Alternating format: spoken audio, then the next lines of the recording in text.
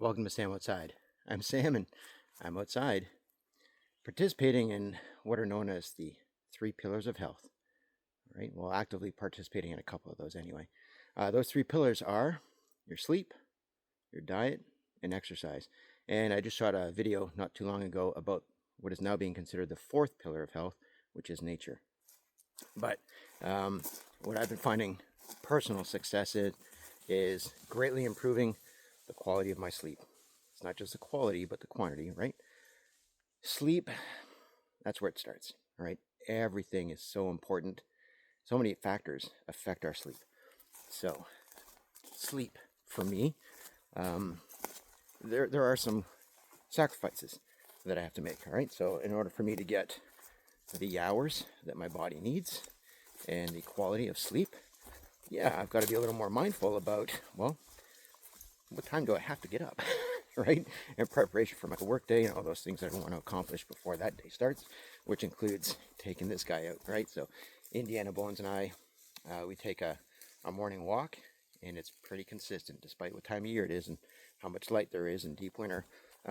We're out sometimes before the sun, but sleep is so important to our body. And it starts with access to morning light, all right? If you can get outside in nature, right, that's the fourth pillar. But if you can get outside and expose yourself to morning light, daylight specifically, it does affect your natural circadian rhythm, all right? That's your sleep-wake rhythms. And when you start with that, that sets your internal clock. So if you've got access to early morning daylight, well, the rest of it will fall in place. Your body will naturally know that it does the math for you unconsciously. Hey, we got up at a certain time. We've been productive or awake for a certain time, right? Mindful of resources, mindful of energy. And at a certain point in your day, you say, well, it's time to rest. Your body will just naturally start to give you the signals that it's time to rest and sleep, not just rest, but sleep. So the circadian rhythms, that's where it starts. Now, after that, right, your sleep, so important. After that, your circadian rhythms are set. Your body needs the sleep, all right? That's where your body does all of its repair work. That's where it does all the filtering. That's where it does a cleanse. So, despite what you actually do with your day, by simply doing nothing, just being, you're going to burn calories, you're going to ingest toxins, and you're going to store toxins. You'll have the need to release those toxins, all right? So sleep is when our body grows, all right? So I joke with my children, I'm like, well, if you want to be taller than mom and dad, you need more sleep, right? So yeah, that's when body actually grows. It's where brain actually gets a chance to detoxify, right? It's where your liver, your kidneys, your lungs, your heart, your entire nervous system has a chance to go through its processes. Now, if you reduce that time required, your body has the risk of storing yesterday's toxins. And a big part of that is the stress hormone cortisol, right? So if you don't give your body a chance to eliminate those, you're storing it, and then the next day, the compounded effects of those toxins are still there. So growth and repair happen during sleep. So there are so many studies, sleep deprivation studies, that show that the body, basically you're poisoning yourself, right? So, and that's without introducing other habits that would add to those toxins. But sleep deprivations do show that it affects things like, well, let's start with impulse control. And that impulse control will affect choices around your diet, which is another one of those pillars. It will affect your decision making around your exercise, which is another one of those pillars to health. So the intensity and the duration, all those things are affected by your quality of sleep. And it just, when you don't have that sleep, you're giving yourself permission, or it's easier to give yourself that permission, and your self-discipline. All those things are inhibited through the lack of sleep. So that's what sleep deprivation studies show us, all right? So don't be a statistic, all right? Try and get consistent quality sleep. the studies show that sleep also improves mood. All right. So when we get what is recommended for those 8 hours of deep quality sleep, right, we wake up in a better mood. We wake up in a better mood because we've had a chance not only for the physical attributes of our organs, but also the mental and emotional state to have a chance to reset. Right? So when you relax sleep, even just by a couple hours, right? Even if it's not the amount, the quality of sleep, when it's reduced, affects your mood. Hey, and that mood affects the successes or the challenges that you face throughout the following day, all right, and following days. So, things that affect your sleep, the quality and your duration, that circadian rhythm. If you don't have access to daylight throughout the day, or more importantly, if you don't have access to the first light of the day, then your natural wake-sleep patterns, they're slightly off, right? And after that, factors that affect your sleep, well, unfortunately, alcohol is one of them. And just the first one, right? Just your first drink will greatly affect your ability to sleep. And then, for those of us who are in the habit of having more than one, then it just all goes downhill from there, all right? So generally, drinking associated with, evening or even night social abilities, right? And that just is a factor to your quality and quantity of sleep. So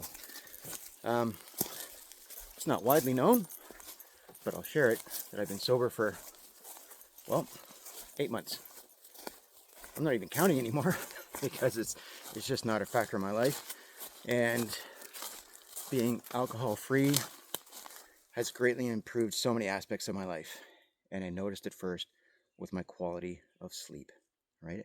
I still might go to bed at the same time, but the rumination, the anxiety, the depression, the trauma, the stress was still always there, right? And it was exasperated by the alcohol.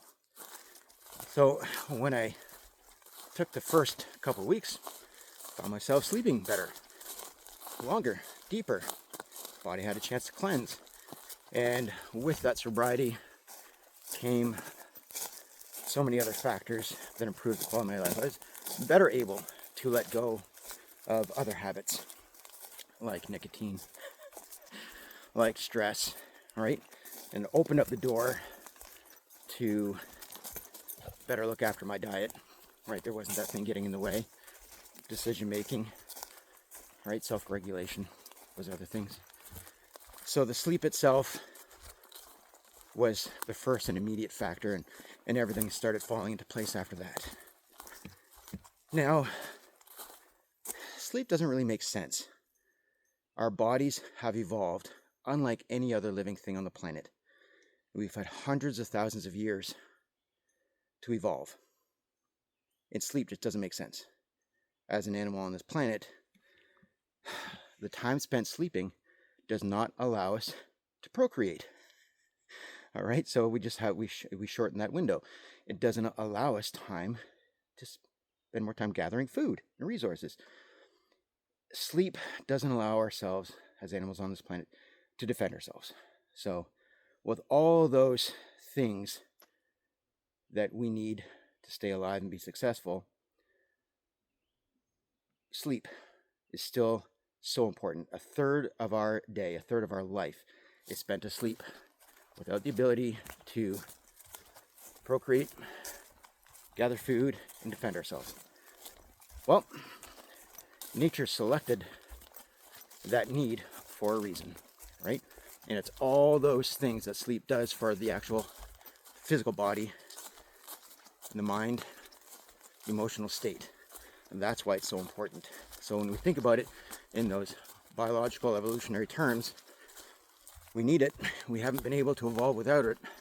So it's a must, right? So can people be successful and thrive without the best choices in their diet? Sure, right?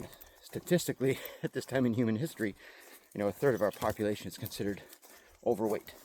Well, that brings with it those other things that lead to poor quality of health, right? Can we be successful without exercise? Absolutely, right? It might not lead to our longevity. We might be having other risk factors that will shorten longevity, but sleep will exponentially decrease your longevity.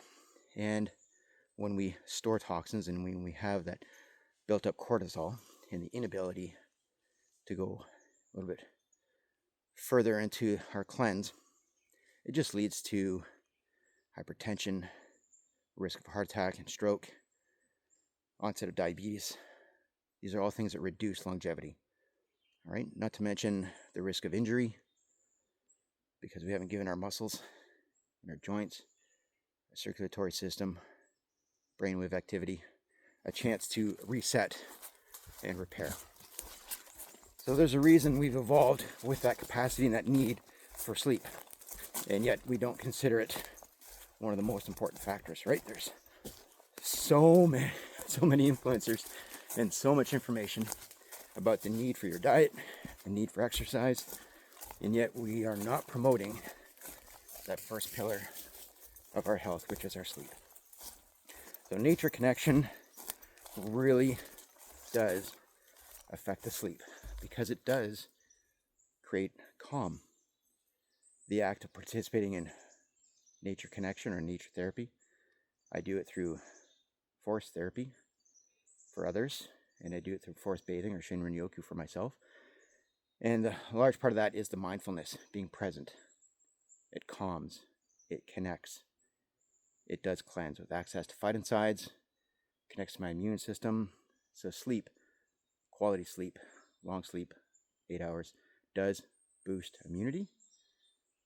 And you will wake up refreshed, calm, energized, focused, creative, disciplined, healthy, with quality sleep. So get that first light. Get your 8 hours. Try a weighted blanket. I've got a video on that. All right. Might create some heat, but if the room temperature and access to fresh air, so open your windows if you can, that fresh air will cool the environment, which will benefit your brain as you sleep because you're inhaling that cooler air. But the weighted blanket improves the quality of sleep because it does actually feel like a hug. All right, so it's releasing dopamine. Your body will like that. It will help you fall asleep. All right, breathing exercises, breath work. All right, will help you slow down your heart rhythms to allow for a deeper sleep. So there are so many things you can do to your environment to immediately get into a deeper sleep. And then the quality of sleep after that comes with getting the exercise, having access to daylight, your diet. There are things that will help you sleep without feeling bloated, without having the toxins. Alcohol is a big part of that. So if you can find time in nature, be mindful, that will help calm, that'll help introduce the boosters, introduce practice of discipline, which will help you commit to the need for sleep. And those things will start to affect your capacity for changes in your diet and exercise. Right? You don't have to be extreme, just go for a walk. Go for a walk in nature. Try and go to bed at a reasonable time. Do it in a sleep conducive environment, and everything else falls into place. Right? If I had to give advice to someone on changing life one step at a time, small steps, start with sleep. Then go out in nature. Going out in nature will improve your ability to sleep. That mindfulness practice and that discipline that comes with connecting with nature intentionally, and your quality of sleep will allow you to focus to commit to things like diet and exercise. So there's a reason we have those 3 pillars, nature being the 4th. So go outside, put in the time, do good things for yourself, with yourself, by yourself. And that includes sleep, right? It's so important. Thank you very much for watching. I appreciate you. Talk to you again soon. Bye-bye.